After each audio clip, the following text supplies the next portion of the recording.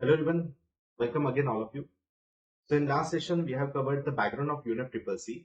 तो आज हम डिस्कस करेंगे कि शर्म एल शेख ऑफ 27 के मीटिंग में क्या हुआ था, जो हमारा पार्ट 2 होगा आज के वीडियो का।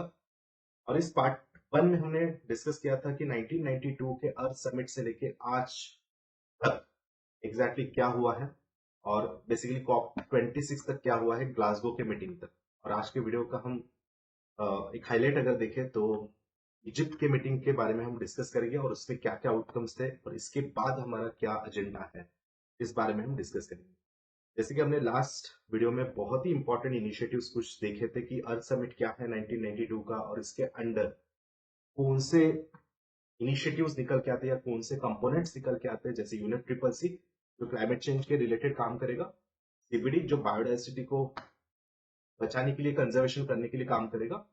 उसके बाद हमने देखा यूएनसीसीडी जो डेजर्टिफिकेशन को कम करने का काम करेगा और एजेंडा 21 जो सस्टेनेबल डेवलपमेंट के बारे में बात करेगा। तो इस पार्ट 1 में हमने इस एवरी पार्ट को डिस्कस किया है, ऊपर लिंक दिया है तो आप उस पर क्लिक कर सकते हो और प्रीवियस वीडियो में पार्ट 1 को देख सकते हो, जिसमें आज के जो शर्म एल शेख मीटिंग कॉप 27 का जो मीटिंग हम डिस्कस करने जा रहे हैं उसका हर एक बैकग्राउंड इन यूएनएफसीसीसी के अंडर जो क्योटो पेरिस ग्लासगो वो सब हमने वहां पे डिस्कस किया है। सो आज का वीडियो आप अच्छे तरीके से इंटरलिंक कर पाओगे। तो बेसिकली अब बात करते हैं शर्म एल शेख कॉप 27 मीटिंग और उसके आउटकम का इंडेक्स में एक शो करता हूँ कि आज हम क्या कवर करें। तो आज हम डिस्कस करेंगे ग्लोबल शील्ड फंड क्या होता है, एल फंडिंग क्या होता है, loss and damage, green washing concept क्या है, carbon border tax, then Mathura Vrindavan carbon neutral targets क्या है, इंटरनेशनल ड्रॉट अलायंस होगा या फिर मैंग्रो अलायंस, क्लाइमेट क्या होता है, फिर after that Mars miss methyl alert response system क्या निकल के आती है, इंडिया का लो इमिशन पाथवे क्या है, देन कोल्ड चेन से क्या हमें बेनिफिट होगा, देन एक इंडिया एंड स्वीडन लेड आप देख पा रहे हो कि जो लेडिट नाम से एक मिशन है तो वो क्या होगा, एंड रेड वैसे तो पुरानी कंसेप्ट है बट इसमें क्या मोमेंटम आ चुका है, तो इस बारे में हम डिस्कस करेंगे। And after that the last and the most important की डिफॉरेस्टेशन, ये बहुत बड़ा मुद्दा बन चुका है हमारे वर्ल्ड में, क्लाइमेट चेंज को रिस्पॉन्सिबल भी है ये पार्ट। और इसी के रिलेटेड एक इंपॉर्टेंट लिविंग अमेजोन रिपोर्ट जो WWF के द्वारा इस मीटिंग में रखा गया था उसको भी हम डिस्कस करेंगे। तो लेट्स स्टार्ट। तो बेसिकली अब यहाँ पे अगर हम देखते हैं तो कॉप 27 इस मीटिंग में कॉप 26 के ही पॉइंट्स को आगे बढ़ाया गया, जैसे कि reducing green house gas emission, building resilience. आप यहाँ पे देख पा रहे हो कि हम रेजिलियंस बढ़ाएंगे, हमारी क्षमता बढ़ाएंगे, राइट। और यही क्षमता जो developing Nations and non develop Nations है वो बढ़ाने के लिए ऑब्वियसली उनके पास तो फंड बहुत कम है, क्योंकि जो एनवायरमेंट के इम्पैक्ट होते हैं, साइक्लोन हो रहा है या फिर ड्रॉट कंडीशंस आ रहे हैं, तो इससे लड़ने के लिए हमें क्या लगेगी, ताकत लगेगी। और वो ताकत क्या हो सकती है, डेफिनेटली हम पैसे से इसको क्या है हमारा रेजिलियंस बढ़ा सकता है। तो यही वादा किया था कुछ अभी तक के मीटिंग में, जो हमने लास्ट वीडियो में डिस्कस किया था कि इसी लॉस एंड डैमेज जो फंड्स होते हैं तो वो कमिटमेंट दिया था डेवलप कंट्रीज ने, और वही डिमांड हम इस मीटिंग में लगभग समझ के चलो कि 50 to 60% यही चलेगा इस मीटिंग में कि हमें लॉस एंड डैमेज फंड दे दो, या फिर हमें ऐसा फंड दे दो कि जो हमारी कैपेसिटी बढ़ा सकता है या फिर एडाप्टिंग फीचर बढ़ा सकता है या रेजिलियंस बढ़ा सकता है, मतलब क्षमता बढ़ा सकता है इन शॉर्ट। तो लेट्स सी ये क्या है, आगे देखते हैं। तो इवन एंटोनियो गुटेरेस, इन्होंने जो यूएन सेक्रेटरी जनरल है, उन्होंने भी यही कहा कि हमें सबको साथ में काम करने की जरूरत है, work together now, and we need a pact between the richest and poorest country, मतलब रिच कंट्रीज, डेवलप कंट्रीज इन पुअर कंट्रीज को जो क्लाइमेट चेंज के इम्पैक्ट है उससे लड़ने की क्षमता बढ़ाने के लिए मदद कर सकते हैं, और वो डेफिनेटली हमें साथ में मिलकर करना जरूरी है। तो इन्होंने भी यही बताया हाइलाइट्स में।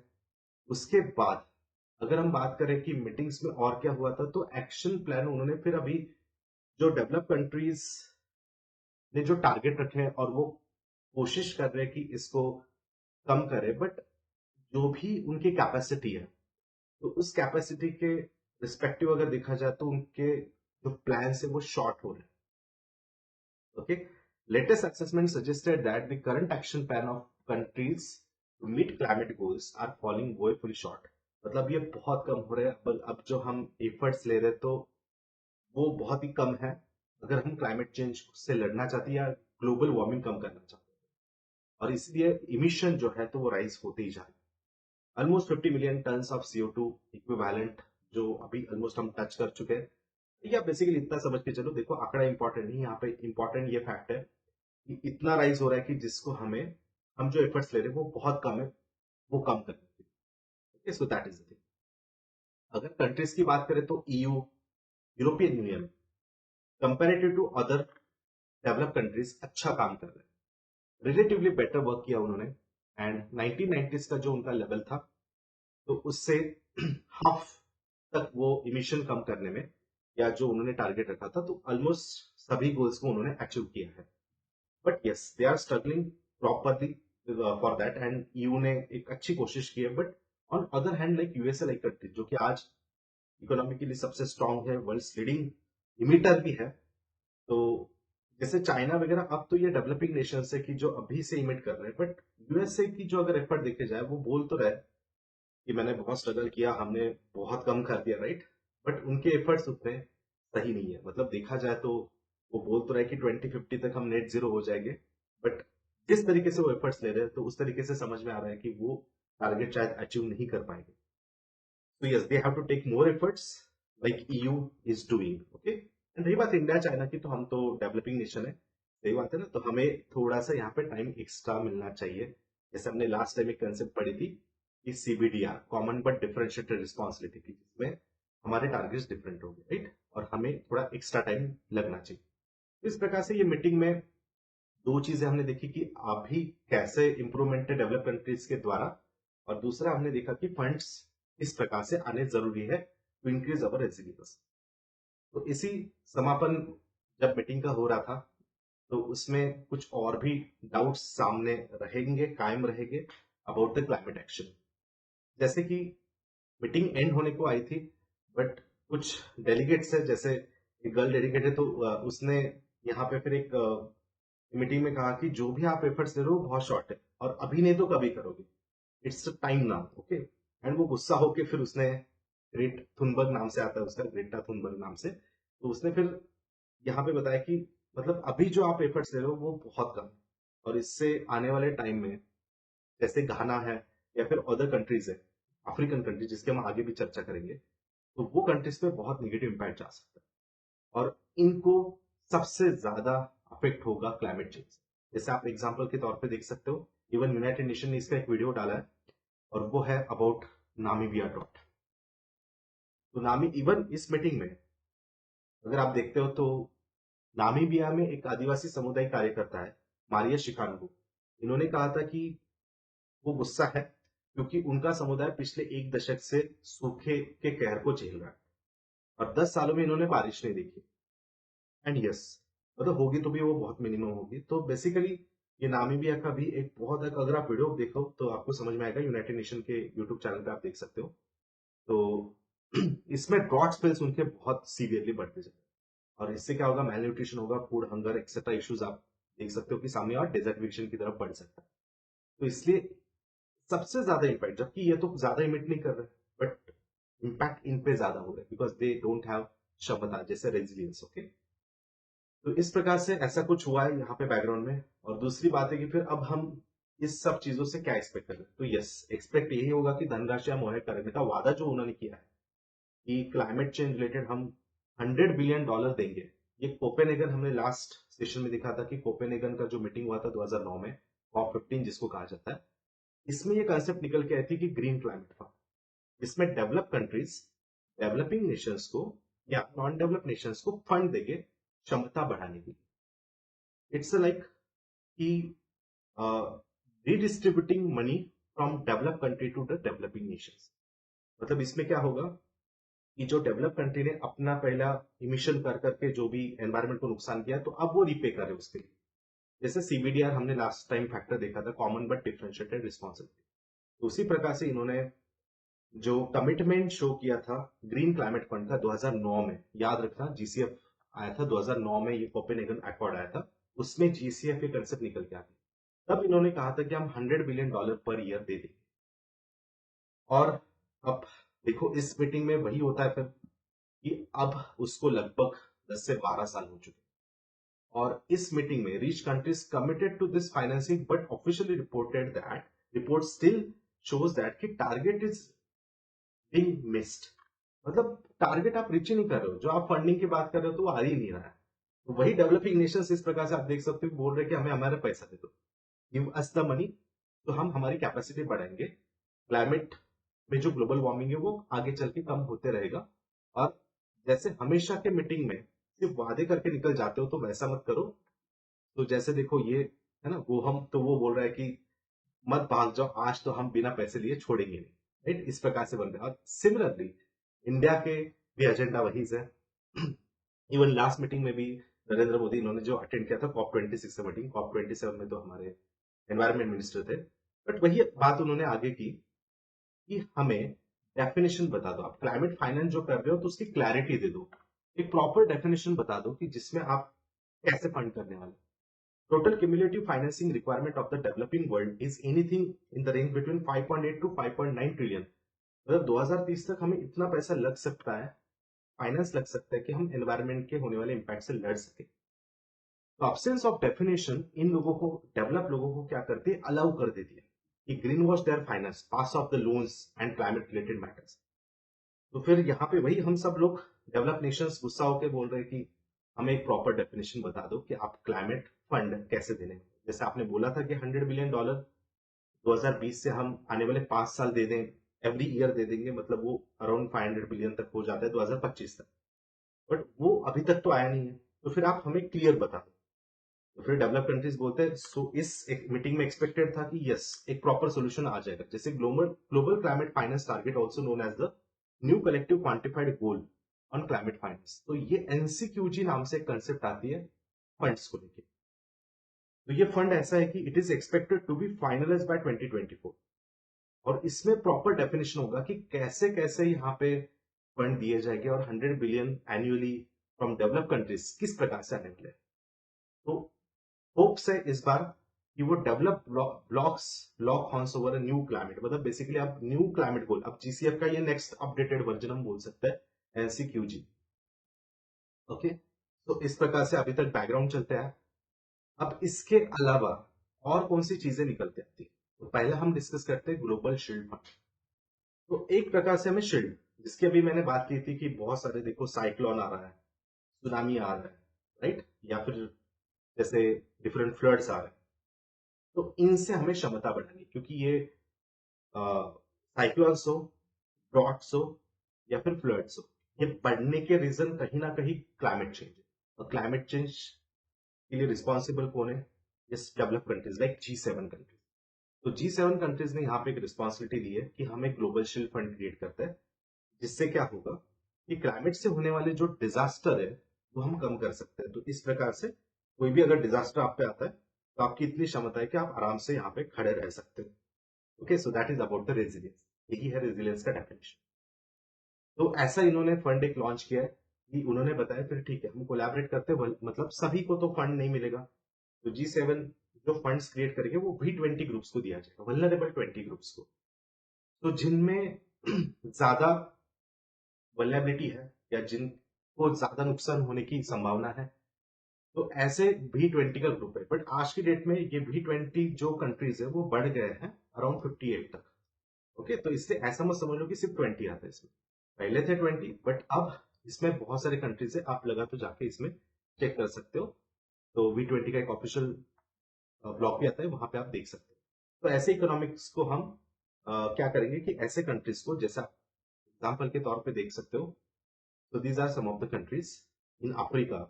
जैसे देख लो, गैम्बिया होगा, गिनिया होगा, है ना, फिर इसमें आइवरी कोस्ट आएगा, यमन इन अरेबियन पार्ट, ओके, तो लेबनान होगा, पैलेस्टाइन इन वेस्ट एशिया पार्ट। तो ऐसे ये कुछ कंट्रीज है।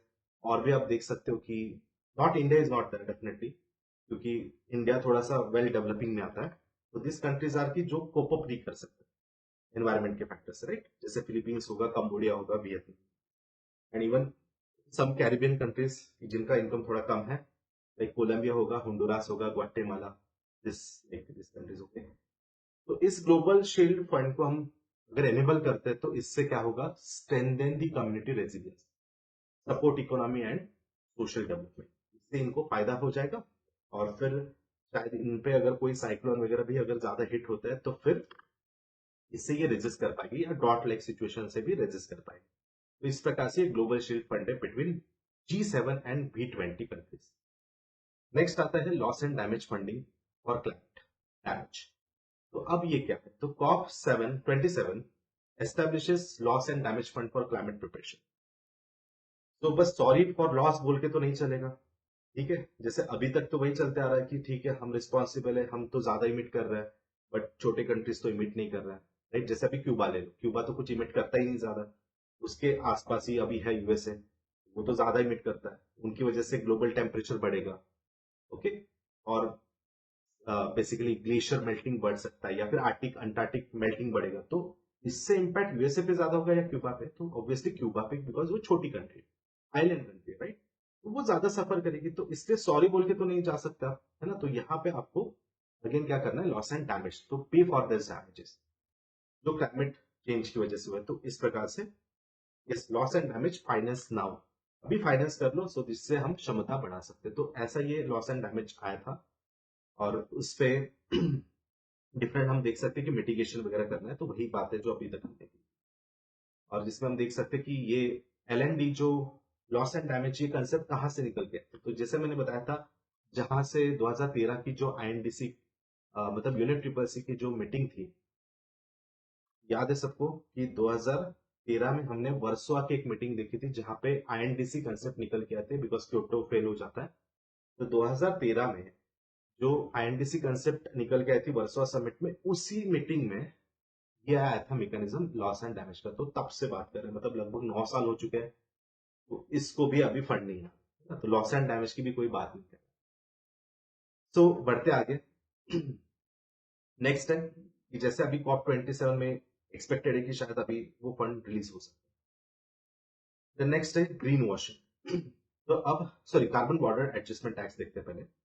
तो कार्बन बॉर्डर एडजस्टमेंट टैक्स क्या है, तो देखो इंडिया, चाइना, ब्राजील जो हमारे जैसे डेवलपिंग नेशन है उसको अपोज कर। तो अब यहाँ पे यूनिवर्सिटी में ऐसे डिसाइड हो रहा है कि जो ऐसे इंडस्ट्रीज की जो ज्यादा इमिशन करता है, तो अब क्या हो रहा था कि डेवलप कंट्रीज में तो बहुत प्रोजेक्ट नहीं हो रहा है, बट इसमें वे आउट वो क्या निकाल लेता है, वो डेवलपिंग नेशन को वैसे भी टारगेट का लीगल बाइंडिंग नहीं है, उन पे ज्यादा उतना प्रेशर नहीं है। तो फिर हम क्या करें कि हम डेवलपिंग नेशन में जाके कुछ प्रोजेक्ट एस्टैब्लिश कर सकते हैं, राइट। तो इससे क्या होगा, फिर वही हो रहा है कि इमिशन तो बन ही रहा है, तो इसलिए हम डायरेक्टली यहाँ पे टैक्स लगा देंगे कि अगर कुछ डेवलपिंग नेशन से भी ऐसे कुछ प्रोडक्ट्स आ रहे हैं, जैसे स्टील होगा या कोई हेवी इंडस्ट्री जो भी जिसमें इमिशन ज्यादा होता है, थर्मल पावर प्लांट रिलेटेड, जहां से कार्बन इमिशन ज्यादा होता है बेसिकली, उस पर ज्यादा ड्यूटी लगाएंगे इम्पोर्ट्स पे।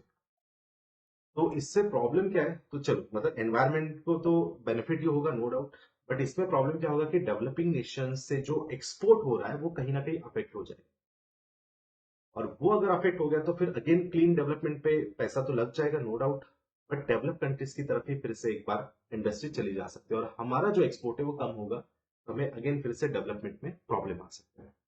तो इसलिए इस कार्बन बॉर्डर एडजस्टमेंट टैक्स में आप देख सकते हो कि बहुत सारे products like cement, steel, extremely carbon intensive जो है, तो उसको 2026 से क्या करेंगे, टैक्स लगना चाहिए। तो इस पे अपोजिशन किसका है, बेसिक कंट्रीज का है, जैसे Brazil, India, south Africa and China, जो सिग्निफिकेंटली डिपेंड है इस इंडस्ट्रीज पे। इस पे टैक्स लगेगा तो हमें यहाँ पे डेफिनेटली चीजें महंगी हो सकती है, अफेक्ट हो सकती है, एक्सपोर्ट कम हो सकती है। तो ये देख सकते हो आप, एनालाइज कर लो इस पैटर्न को। Sorry. तो इस प्रकार के iron steel industries 22 million ton of CO2 emission करता है। देन केमिकल रिलेटेड इंडस्ट्रीज हो गया, ऑयल रिफाइनिंग इंडस्ट्रीज है ना। तो इस प्रकार से कुछ इंडस्ट्रीज दिख रहे हैं जो ज्यादा इमिट करते हैं, और इस पे तो इंडिया डेफिनेटली हाईली डिपेंड है, even China. Then next concept लेके आता है, तो वो है ग्रीन वॉशिंग। तो इसमें देखो red flags over green washing at COP27। तो ये क्या है, तो क्या होता है ग्रीन वॉशिंग, तो देखो कि हम मार्केट में बहुत सारे प्रोडक्ट देखते हैं, इंडस्ट्रीज देखते हैं कि जो आजकल एनवायरमेंट फ्रेंडली, इको फ्रेंडली ये फीचर एक लेके आ रहा है, बस थोड़ा सा कुछ नहीं, उनका प्रीवियस लोगो था तो उस पर बस पत्ते वत्ते लगा दे और केमिकल फ्री कर दे उसको, या फिर थोड़ा ग्रीन कर दिया लोगों को और बता दिया कि सस्टेनेबल है, तो उसकी प्राइस बढ़ जाती है। एक प्रकार से वो कहीं ना कहीं बता देता है कि एनवायरमेंट फ्रेंडली। तो अगर इसके प्रॉपर अगर डेफिनेशन की बात करें, so it is a when a business और company shares a false or misleading information about its sustainable initiative for the sake of marketing।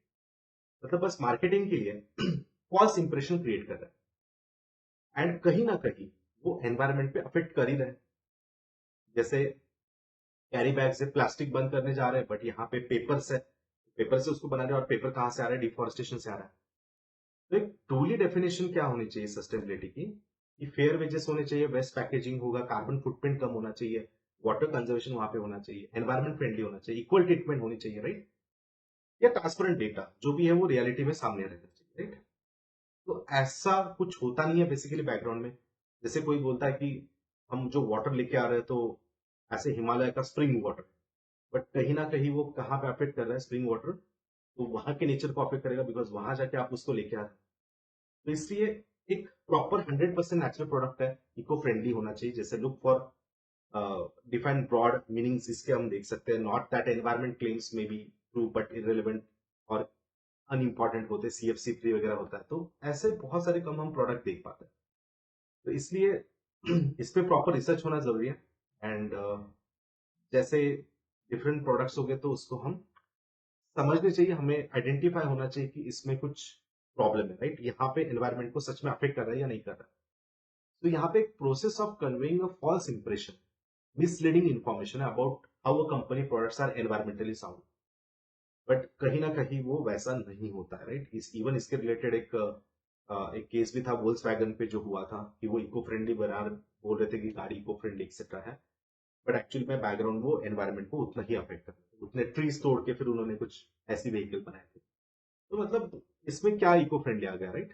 तो ऐसे ही हमें ये कंसेप्ट समझना है कि it's a false advertising of ecological environmental sound product. तो इसको कहा जाता है ग्रीन वॉशिंग। तो इसको हम कम करने की कोशिश करेंगे, यही ये मीटिंग में बताया था कि इट इज डेंजरस और not, what is green washing and why it is dangerous. Okay, तो that is discuss in this part. ये कंसेप्ट न्यूज में है तो देख लो ये क्या होता है। आफ्टर दैट हम देखते हैं इंटरनेशनल ड्रॉट रेजिलियंस अलायंस। अब स्पेन आपको पता है यूरोप में आता है, Senegal is in the West Africa part. तो इन कंट्रीज ने मिला के, एंड इवन 30 कंट्रीज भी है इसमें और 20 ऑर्गेनाइजेशन है, तो इन्होंने मिलकर क्या क्रिएट किया है, international drought resilience alliance. COP 27 में निकल के आता है। सो जो डॉट स्टक नेशंस है उन्होंने सबने मिलकर साथ में आए और कॉम्बैट कर रहे हैं हम वाटर रिलेटेड इश्यूज के साथ। तो IDRA याद रखना, international drought resilience alliance, is led by Spain and Senegal and other some of the countries, but Spain is very important. तो it is first announce by the Spain and better prepared for future droughts. ऐसे हमें कुछ एक channel create करना है कि जिससे हम एक दूसरे को मदद करें और जिसमें क्या कर सकते हैं, एक ड्रॉट रेजिलियंस अलायंस क्रिएट कर सकते हैं, ड्रॉट से क्षमता बढ़ा सकते हैं। तो ऐसा कुछ यहाँ पे कर लेंगे। जैसे कि अभी उन्होंने इस रिपोर्ट में या इनके चैनल पे अगर आप देख सकते हो, यूनाइटेड नेशन के UNCCD के अंडर उनके साइट पे यहाँ पे दिया है कि food and water energy security force migration. तो ये सब कोई कंट्री छूटा नहीं है, चाहे यूएस हो या सब जगह पे अफेक्ट हो रहा है। बस इतना है कि ज्यादा अफेक्ट कहाँ पे हो रहा है, कि जहां पे डेवलपिंग या नॉन डेवलप कंट्रीज होता है। जैसे horn of Africa suffered from the extreme droughts in the recent year, and even अभी तक के कुछ 10-15 साल में हमने ऑलमोस्ट 124 बिलियन का लॉस हुआ है, इकोनॉमिक लॉस पूरे वर्ल्ड को, due to this extreme droughts. Even IPCC report में भी यही बताया कि short term, while the latest IPCC report projected that 2030 तक ड्रॉट विल रिप्लेस 700 मिलियन, तो 700 मिलियन पीपल को डिस्प्लेस करने की नौबत आ सकती है, जो कि बहुत बड़ा नंबर है। इवन इंडिया में भी ड्रॉट की वजह से डिस्प्लेसमेंट बहुत सारे होते हैं। तो इवन मादागास्कर का एक रिसेंट एग्जांपल है, वो भी आप देख सकते हो, या फिर हॉर्न ऑफ अफ्रीका कंट्रीज जो इसमें देख ही पा रहे हो आप। तो वो कौन से आते हैं, सीड कंट्रीज आप इजीली याद रख सकते हो, जैसे सोमालिया होगा, इथोपिया होगा, इरिट्रिया एंड डिजबाउती। तो ये कंट्रीज को हम हॉर्न ऑफ अफ्रीका कंट्रीज कहते हैं, राइट, हॉर्न जैसे जो बाहर निकले। और इसके अलावा नीचे, इसके नीचे थोड़ा सा जाओगे तो मादागास्कर में दिखेगा आपको। तो मादागास्कर भी अभी तो बहुत एक्सट्रीम ड्रॉट से जा रही है। लिटरली वहां पे रिवर जो ड्राई हो चुकी है, वहां पे लोग उसमें डिग करके पानी निकाल रहे हाथ से, और वो भी इतना पोल्यूटेड वाटर, वो पीने की कोशिश कर रहे हैं। तो इतने ज्यादा ड्रॉट्स अफ्रीका में तो बहुत ज्यादा देखे। तो इसलिए इस इनिशिएटिव का, इस आईडीआर है, देख लो एक बार फिर से, इंटरनेशनल ड्रॉट रेजिलियंस अलायंस, इसका सिग्निफिकेंस क्या है?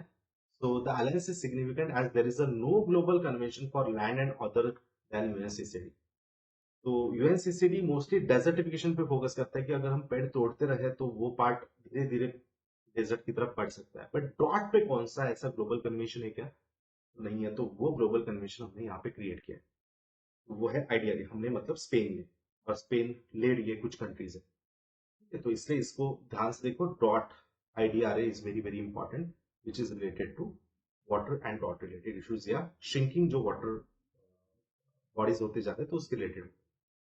हम नेक्स्ट देखते हैं मैंग्रो अलायंस फॉर क्लाइमेट, जिसमें इंडिया भी एक इनिशिएटिव ले चुका है। UAE and Indonesia launched. तो ये किसका? इंडोनेशिया। जहां पे सबसे ज्यादा मैंग्रो मिलते हैं वो है इंडोनेशिया, और दूसरा है यूएई। यूएई एंड इंडोनेशिया ने मिलकर मैंग्रो अलायंस यहाँ पे लॉन्च किया है इस COP27 में, जिसमें अवेयरनेस हम रेज करेंगे कि about the mangrove importance, natural based solution to climate change.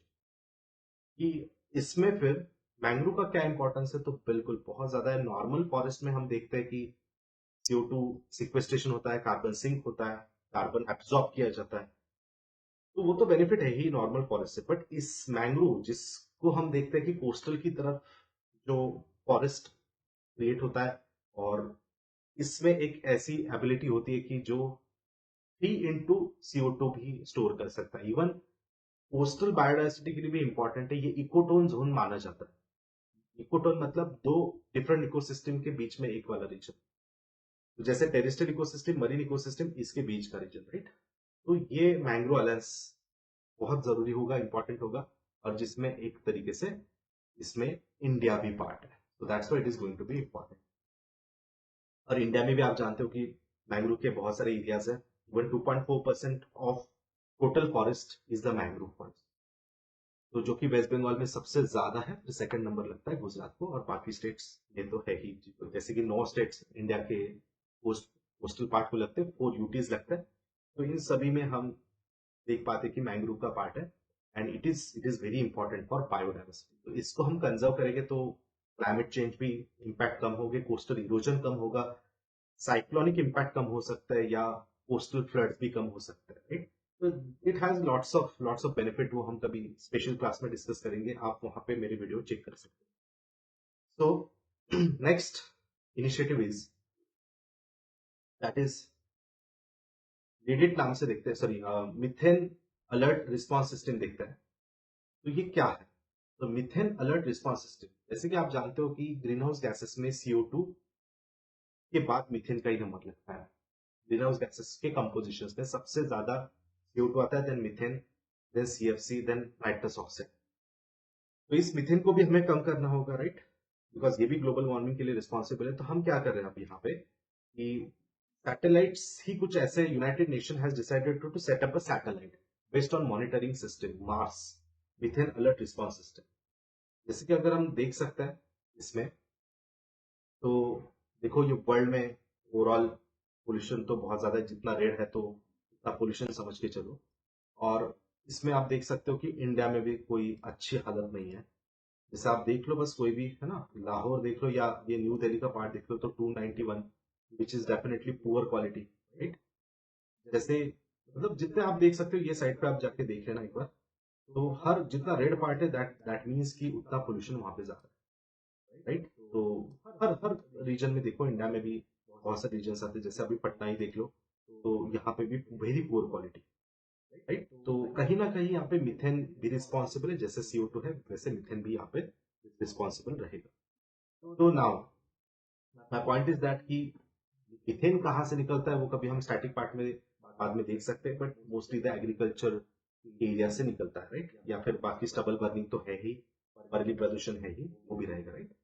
तो इस प्रकार से शार्म एल शेख के मीटिंग में फिर वही first publicly available global system to connect methane detection to notification process transfer. तो इसके डेटा सभी ऑब्जर्व कर सकते हैं एंड ये प्लेटफॉर्म फिर यूएनईपी होगा या आईएमईओ नाम से आता है, तो इनके थ्रू वो प्रोवाइड किया जाएगा, जिसमें हम क्या कर सकते हैं कि existing and future satellite that have the ability to detect methane emission events anywhere in the world and send out the notification to the relevant stakeholder to act on it। तो जहां से भी निकल रहा है वहां पे हम उसको टारगेट कर सकते हैं कि जहां से ज्यादा निकल रहा है, जैसे अभी हमने एक इमेज देखा जहां पे ज्यादा रेड दिख रहा है वहां पे हमने टारगेट कर दिया सैटेलाइट इमेज के थ्रू, और फिर उसको ट्रैक करके वो एरिया में ज्यादा हम एफर्ट्स देंगे, मतलब टारगेटेड अप्रोच होगा। And mainly the fossil fuel हमें ये दिखता है तो वो भी हम आइडेंटिफाई कर पाएंगे कहां से आ रहा है, but with time would be able to detect emission from coal waste या लाइफ स्टॉक एक्सेट्रा, वहां से भी हम कर सकते हैं। Basically we can find out the target area and work on it. ये मार्स इनिशिएटिव है, बहुत अच्छे से याद रखो, मिथेन अलर्ट रिस्पॉन्स सिस्टम, जो कि आने वाले प्रीलिम्स में भी ये इंपॉर्टेंट हो सकता है। सो that is methane alert response system. तो बढ़ते आगे फिर, तो जैसे अदर इंडिया के भी इनिशिएटिव्स है जो लास्ट हमने खुद रखे थे, जैसे कि ये तो ओवरऑल यूनाइटेड नेशन का इनिशिएटिव है, बट अब हम अगर इसकी बात करें तो इंडिया की तरफ से कुछ इनिशिएटिव लास्ट मीटिंग में लिया गया था COP26 ग्लासगो में, that is global methane preach, okay, जिसमें UNFCCC ने यहाँ पे बताया था कि हम 30% तक इमिशन कम करेंगे बाय 2030 फ्रॉम द 2020 लेवल। तो 2020 का जो लेवल है, जो मीथेन का लेवल था, तो उसके 30% हम कम करके दिखाएंगे। And global methane initiative, okay, so it will be focus on again reducing this emission। okay, तो ऐसे दो और भी आते हैं इंडिया जिससे कनेक्टेड है, लास्ट ग्लासगो में आता है ग्लोबल मीथेन प्रीच, वो याद रखना 30% बाय 2030। Then after that next initiative आता है, तो इट इज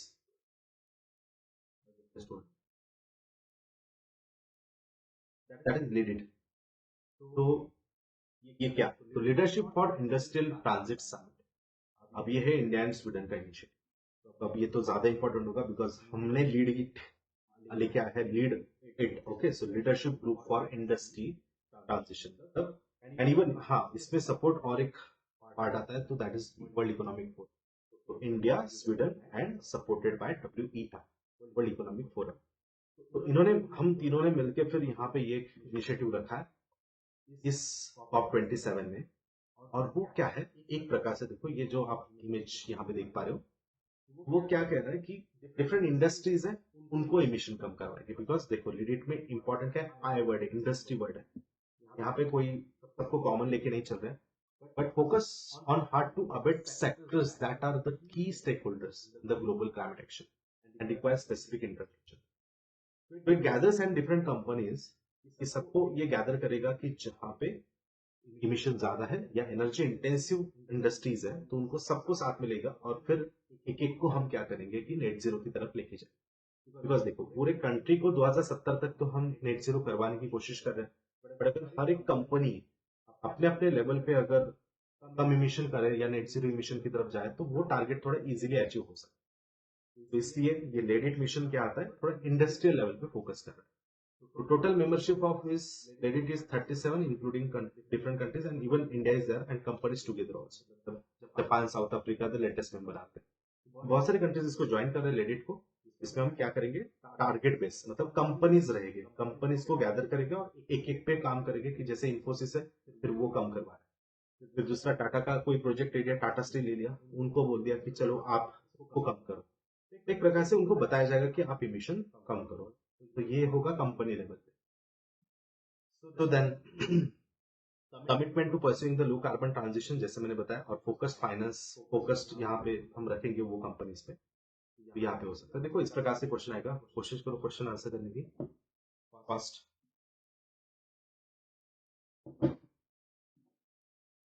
इसमें देखो, it is a group of countries and companies to reach net zero. देखो अब कंपनीज है, बिल्कुल सही हो सकता है, from industry by 2050 exactly. And अब यहाँ पे क्या, इंडिया स्वीडन तो दिया है, सही है, बट WTO होगा क्या, नो। यहाँ पे कौन है, world economic forum. So only answer is the one is the correct. ठीक है एवरीवन, तो इस प्रकार से क्वेश्चन आ सकता है, बाद में आप इसको पॉज करके इसके पूरे डिटेल्स पढ़ लें।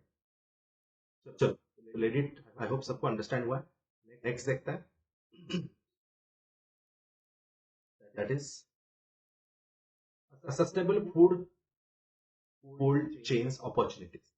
अब ये बहुत जरूरी है, जैसे कि हमारे सस्टेनेबल डेवलपमेंट गोल्स में सेकंड नंबर का गोल आता है जीरो हंगर, और वैसे भी हम ग्लोबल हंगर इंडेक्स में इंडिया बहुत ही पुअरली वर्क कर रहा है, राइट, यू नो दैट। तो इसमें हम बॉटम में हैं, ऑलमोस्ट 120 में कुछ 107 के आसपास हम आते हैं। आप एक बार फिर से फैक्ट एक बार चेक कर लेना। तो बेसिकली क्या है कि यहाँ पे देखो दो चीजें, एक तो ओवरऑल प्रोडक्शन कम है इसलिए फूड हंगर इश्यूज है, और दूसरा होता है कि वेस्टेज। तो अगर एक प्लेस से हम दूसरे प्लेस लेके जा रहे हैं फूड, तो पेरिशेबल होता है बहुत बार वेजिटेबल्स वगैरह, तो वो कंटेमिनेट हो जाते हैं, खराब हो जाते हैं। अगर वही कोल्ड चेन में हम रखते हैं तो ये प्रिजर्व हो सकते हैं लॉन्ग टाइम के लिए। तो इसलिए इस मीटिंग में sustainable food cold chains opportunity challenge and the way forward ऐसे एक रिपोर्ट लॉन्च हुई, जिसमें cold chain in the food processing, packaging, distribution, consumption system are critical for pulling millions of people out of the cycle of the hunger and poverty। Okay, तो जिससे हम मतलब अगर देखो ये वेस्ट नहीं होगा तो एटलीस्ट इन लोगों को तो मिल जाएगा, तब फूड मैक्सिमम अवेलेबल होगा, वेजिटेबल्स प्रॉपरली अवेलेबल होंगे, तो उतना हम फूड हंगर के इश्यूज को कम कर सकते हैं। And yes we can feed challenge of the additional 2 billion people by 2050। तो ये हमने एक टारगेट रखा है कि 2050 तक हम लगभग 200 करोड़ लोगों तक फूड सिक्योरिटी प्रोवाइड कर पाए एडिशनली। तो जैसे जितना हम उसको स्टोर प्रॉपर करेंगे, कोल्ड चेन्स में रखेंगे, तो अगर नॉर्मल आज की हम भाजी मंडी वगैरह देखते हैं या नॉर्मल मंडीज देखते हैं, वहां पे ऐसे फैसिलिटीज नहीं होते कोल्ड के, तो इसलिए वो पेरिश हो जाता है, आफ्टर सम टाइम वो खराब हो जाता है। ये अगर हम इसमें कोल्ड स्टोरेज में रखते हैं तो ये अच्छा प्रिजर्व हो सकता है। देन कूलिंग एक्शन प्लान इस प्रकार से करेंगे हम। फूड वेस्ट जो होता है तो वो वर्ल्ड में अगर आप देखोगे an estimated 14% is lost and 17% wasted and cost the global economy like 936 billion a year. तो इतना फूड वेस्टेज होता है जो हम कंजम्पशन में ला सकता है। ग्रीन हाउस गैस इमिशन भी होता है इससे, बिकॉज जितना वो लॉस वेस्ट होगा तो उतना उससे मीथेन वगैरह डिफरेंट गैसेस निकलते रहते हैं, या वेस्ट से भी यू नो दैट की डिफरेंट गैसेस रिलीज होते हैं। 8 to 10% ऑफ ग्लोबल इमिशन है, मतलब ग्रीन हाउस गैसेस में 8 to 10% तक तो वेस्ट फूड है जो वहां पे दिख रहा है। एंड इसीलिए फिर हम देख पा रहे हैं कि ऐसे कुछ इमिशंस भी रिस्पॉन्सिबल है और हंगर भी एक रिस्पॉन्सिबल इकोनॉमिक लॉस भी है। तो इस प्रकार से हम कुछ ना कुछ अदर इनिशिएटिव लेके आ सकते हैं, जैसे green chilli, it is a biomass powered refrigeration unit, it is an example of alternative refrigeration technique. तो रेफ्रिजरेशन करके रखे तो शायद वहां पे हमें बेनिफिट हो सके। तो एनीवेज है ना, तो यहाँ तक समझ पाओगे कि इस कोल्ड चेन को अगर हम डेवलप करते तो कहीं ना कहीं ये फूड हंगर वगैरह के इश्यूज को कम कर सकते। अब नेक्स्ट देखते हैं, that is the very important part, और वो होगा अमेजॉन के रिलेटेड रिपोर्ट है, लिविंग अमेजॉन रिपोर्ट। तो आप जानते हो कि it is the lungs of India, ये अमेजॉन तो एक sorry lungs of the world. Okay, Amazon आप जानते हो कि पूरे वर्ल्ड का लंग्स माना जाता है, बिकॉज वर्ल्ड का 20% CO2 सिंक कहाँ पे होता है, तो अमेजॉन में। According to new report, living Amazon report जो WWF ने रखा है, some 35% of rainforest is either totally lost or highly degraded। तो 35% इसमें ऑलरेडी कम हुआ है, तो बेसिकली हमारा लंग्स खराब होते जा रहा है, ऐसे आप बोल सकते हो वर्ल्ड का। और जिससे क्या होगा, CO2 सिंक की क्षमता कम होगी तो आगे CO2 बढ़ जाएगा और टेम्परेचर राइज होने के चांसेस है। तो इस मीटिंग में ये मुद्दा रखा गया या WWF के द्वारा रिपोर्ट रखा गया, तो इसलिए ये बहुत जरूरी है, आप डिटेल समझ लो जितना हो सकता है, इसके बारे में पढ़ लेना कि कौन से कंट्रीज में ये एक्सपांडेड है। अमेजोन आता कहाँ पे, उसको सेल्वाज नाम से भी जाना जाता है, जो एक फॉरेस्ट का प्रकार है, राइट। कोलंबिया होगा, वेनेजुएला होगा, Guyana, Suriname, French Guiana, Brazil होगा, बोलीविया होगा, पेरू, इक्वेडोर, इस पार्ट में पूरा ये स्प्रेड है। कितने पार्ट में स्प्रेड है, अमेजोन रिवर कैसे फ्लो होती है, राइट।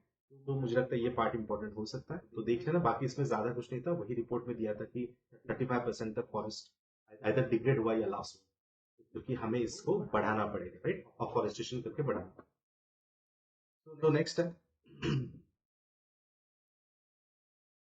नेक्स्ट देखते हैं।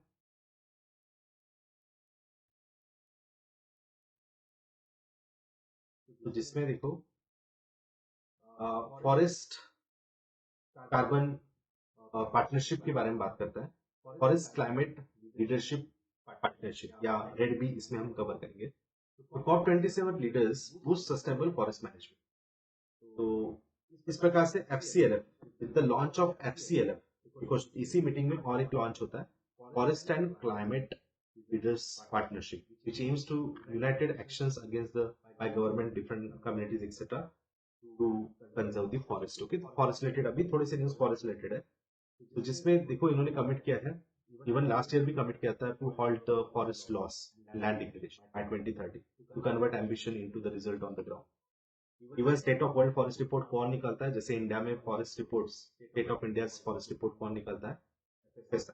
तो उस प्रकार से वर्ल्ड में कौन निकलता है, FAO, food and agriculture organization. तो इस बार का जो रिपोर्ट है उसमें highlights the needs to step up the action, unlock the potential of forest and tackling the climate change biodiversity. तो इस बार के भी रिपोर्ट में वही बताया गया कि फॉरेस्ट, वर्ल्ड का फॉरेस्ट अराउंड 30 to 31% आता है, मतलब इंडिया टोटल जो फॉरेस्ट है वो है 26.56% या सॉरी 62% न्यू डेटा के अकॉर्डिंगली।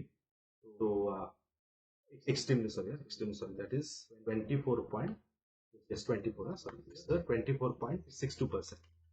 तो वर्ल्ड के कंपैरिजन में थोड़ा कम है, वर्ल्ड का अराउंड 30 to 31% के आसपास आता है, but still we have to increase the forest, जो कि आइडियली दोनों के लिए भी आइडियल क्या है, 33% तक हमें रीच करना। इवन इंडिया के भी नेशनल फॉरेस्ट पॉलिसी में भी दिया है, या अदर इनिशिएटिव्स में भी हमने ग्रीन इंडिया मिशन जैसे आता है उसमें भी मेंशन किया है कि 33% तक हमें रीच करना है। इसलिए वही state of world forest report में बताया कि हमें फॉरेस्ट बढ़ाने की जरूरत है। अपार्ट फ्रॉम दिस अगर हम देखते हैं, अपार्ट फ्रॉम दिस अगर हम देखते हैं, world status of forest report आप एक्सेस कर ही लो, एक बार देख ही लो, FAO के साइट पे आप जाके इसकी रिपोर्ट को पढ़ सकते हैं। इसका एक स्पेशल क्लास में सेशन में रखने वाला हूँ, वहां पे आप देख सकते हैं, right. Only with the healthy and forests can we deliver on our shared climate commitments under the Paris Agreement। ऐसा जो यूरोपियन यूनियन के यूरोपियन कमीशन के प्रेसिडेंट है उर्सुला वॉन डेर, तो इन्होंने कहा था कि only with the intact lively forest can we address the biosphere. तो ऐसे कुछ कमेंट्स वगैरह भी पढ़ते जाओ जो आपको थोड़ा मेंस में काम आ सकता है। देन आफ्टर दैट नेक्स्ट आता है, तो that is the red initiative. तो what is the red initiative? वैसे तो रेड तो कुछ नया फैक्टर नहीं है, ये बाली के मीटिंग में अगर देखा जाए तो ये इनिशिएटिव आया था UNFCCC के मीटिंग में ही, बाली में एक अराउंड 2008-9 के आसपास एक मीटिंग हुआ था, तब ये reducing emission from deforestation and forest degradation, तो ये रेड का कुछ लॉन्ग फॉर्म, राइट, आप देख सकते हैं। It is a initiative under the UNFCCC जिसमें फोकस ये था red incentivize the developing countries to keep their forest standing by offering results based payments। आप जानते हो कि देखो अब टॉपिकल कंट्रीज में ही ज्यादा फॉरेस्ट है, और इस टॉपिकल नेशंस में या टॉपिकल कंट्रीज अगर ज्यादातर देखोगे तो डेवलपिंग कंट्रीज, और डेवलपिंग कंट्रीज है तो वहां पे डेवलपमेंट होने वाली है, तो डिफॉरेस्टेशन ज्यादा हो सकता है। इसलिए रेड जो इनिशिएटिव है वो टारगेट ज्यादातर डेवलपिंग कंट्रीज पे करता है कि वो उनकी डेवलपमेंट जब कर रहे हैं तो कोशिश करें कि फॉरेस्ट को डिग्रेडेशन से बचाए, है ना। Reduce the emission from deforestation and forest degradation, मतलब डिफॉरेस्टेशन से भी CO2 बढ़ने वाला है, बराबर है, क्योंकि उसकी क्षमता हम कम करते जा रहे हैं, जितना एरिया पहले था उतना एरिया कम हो जाएगा, तो अपने आप CO2 ज्यादा दिखेगा। तो इसलिए रेड में टारगेट वही है, और रेड प्लस प्रोग्राम अगर देखा जाए तो इसमें भी वही है कि उन्होंने कुछ गोल्स बढ़ा दिए हैं, तो कैपेसिटी के बारे में बात की या फिर न्यू फंडिंग्स के बारे में बात की। और रेड प्लस में थोड़ा अगर देखा जाए तो और भी आता है, FAO भी आता है, UNDP भी होगा, UNEP भी होगा, UNDP, UNEP एंड FAO, तो इनका ये कोalition में कुछ प्रोग्राम है, रेड प्लस प्रोग्राम। तो रेड को याद रखो, इसमें वही है, न्यू मोमेंटम में उन्होंने क्या है कि developing countries are taking definitely a concrete action under the REDD, but providing result based payments for emission reduction. तो इनको अगर हम फंडिंग्स अगर प्रोवाइड करते हैं तो फिर शायद ये और भी डिफॉरेस्टेशन बचा सकते हैं। Around 16 developing countries are already implementing REDD plus. तो जैसे मैंने बताया ना आपको कि REDD is for targeting the developing countries, तो हर जगह पे देखो आपको एक ही वर्ड दिखेगा, डेवलपिंग कंट्रीज को कम करना है आपको अपना डिफॉरेस्टेशन। फंड लेना चाहे तो रेड में डेफिनेटली फंड जो है तो वो बाहर से भी आ सकता है। तो इसमें वही है कि हमें यहाँ पे आप देख सकते हो कि डिफॉरेस्टेशन कम कर, बाद में इसको आप पॉज करके पढ़ लेना, you will get the all main parts. Okay, so now almost we have done all the parts. एक बस लो इमिशन पाथवे है इंडिया का, तो एक बार पास देख लेते हैं। तो इसमें भी देखो अभी इंडिया बोल रहा है कि हम इमिशन तो कम कर रहे हैं, ओके, या फिर इंडिया ने अपना लो इमिशन मतलब इमिशन कैसे कम करने वाले उसका पाथवे दिया है। इसमें दो पार्ट में हम डिवाइड कर सकते हैं कि long term low emission development strategy and एक शॉर्ट टर्म आंसर।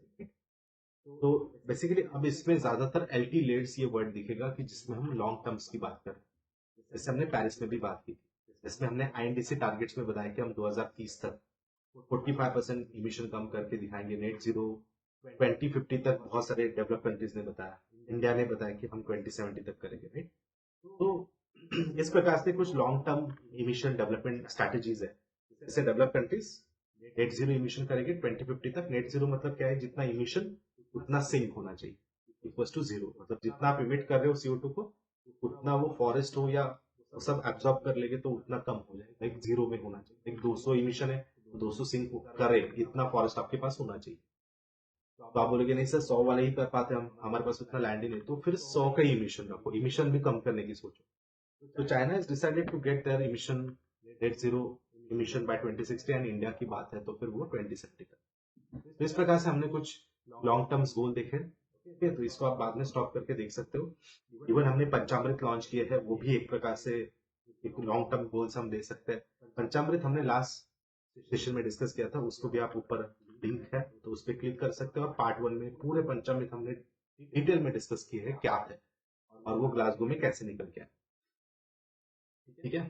तो now it is all about the net zero. तो नेट जीरो मतलब आई होप एवरीवन अंडरस्टूड, जितना इमिशन यहाँ पे आप देख पा रहे हो तो उतना हमारा सिंक भी हो, जितना इमिशन है तो उतना सिंक होना चाहिए। But India road to net zero, हमारे एनवायरमेंट मिनिस्टर भूपेंद्र यादव इन्होंने COP27 में वो रिपोर्ट भी रखा है कि लॉन्ग टर्म हमारी स्ट्रैटेजी पूरी हम लेके गए थे कि भाई ये हमारी स्ट्रैटेजी है और हम किस प्रकार से 2070 तक कार्बन न्यूट्रल होने की कोशिश करें। भले इसमें बहुत पैसा लगे, जैसे एस्टिमेटेड है कि $10 ट्रिलियन इंडिया को आने वाले 50-60 साल में लग सकते हैं to achieve net zero, but India will do that. Long term strategies है हमारे, तो इस प्रकार से स्ट्रैटेजीज को बताया गया था इस मीटिंग में। तो इसके बाद मथुरा वृंदावन वगैरह कुछ टारगेट्स आते हैं, बट वो हम कुछ नेक्स्ट सेशंस में देखेंगे, बिकॉज इसमें ये थोड़ा सा अलग सा टारगेट है, because it's not under the COP27 but it's in the wake of COP27। मतलब COP27 के चलते हम हमारे इंडिया में भी कुछ बता रहे थे कि हम सिर्फ इंडस्ट्रीज ही नहीं, तो हम क्या कर रहे हैं कि हमारे टूरिस्ट पॉइंट को भी न्यूट्रल करने की कोशिश कर। COP27 में नहीं बोला गया था, मेक श्योर दैट कि आप वो याद रखो, बट ये बैकग्राउंड में भी ऐसा पहली बार हुआ है कि कोई रिलीजियस साइट है और वहां पे हम बता रहे कि यहाँ पे कोई भी व्हीकल ऐसा नहीं होगा कि जो फ्यूल पे चल रहा है, वो इलेक्ट्रिफाइड ही होना चाहिए। तो फुल उसको भी हम 2041 तक करें। तो ये सब हम जो बाकी अदर चीजें हैं इस मीटिंग के चलते, इंडिया में भी कुछ और चीजें चल रही थी, तो हम कभी वो बाद में आने वाले सेशंस में डिस्कस करेंगे। बट अभी तक हमने जो देखा है उसका एक फास्ट रिकैप लेते हैं। और वो हमने क्या देखा है, पहले तो पार्ट 1 में हमने देखा यूनिट का COP27 का मीटिंग तक जो हुआ है, मतलब फ्रॉम 1992 से लेके अब तक। उसके बाद हमने देखा ग्लोबल शील्ड फंड, याद रखना ग्लोबल शील्ड फंड जिस प्रकार से हमें शील्ड मिलेगी एक प्रकार से, right, G7 and vulnerable 20 countries का वो इनिशिएटिव है।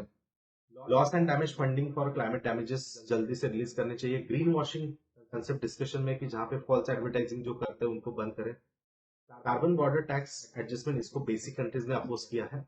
जो डेवलपिंग नेशंस में इंडस्ट्रीज है तो उस पर टैक्स लगाओगे तो वो कहीं ना कहीं हम रोकथाम लगाएंगे, राइट। इसके बाद इंटरनेशनल ड्रॉट रेजिलियंस अलायंस, इसमें स्पेन एंड सेनेगल है, तो वो हमने डिस्कस किया था। और जो ड्रॉट से ज्यादा कंट्रीज गो थ्रू कर रहे हैं तो उनको हम क्या करेंगे, सपोर्ट प्रोवाइड करने की, रेजिलियंस बढ़ाने की कोशिश करेंगे। And then mangrove alliance for climate, Indonesia and UAE ने मिलकर जो मैंग्रो अलायंस फॉर क्लाइमेट किया है, तो उसमें इंडिया भी पार्ट है, बिकॉज इंडिया के पास भी बहुत सारा मैंग्रो है और उसको भी हम कंजर्व करेंगे बिकॉज उसके बेनिफिट्स बहुत ज्यादा है।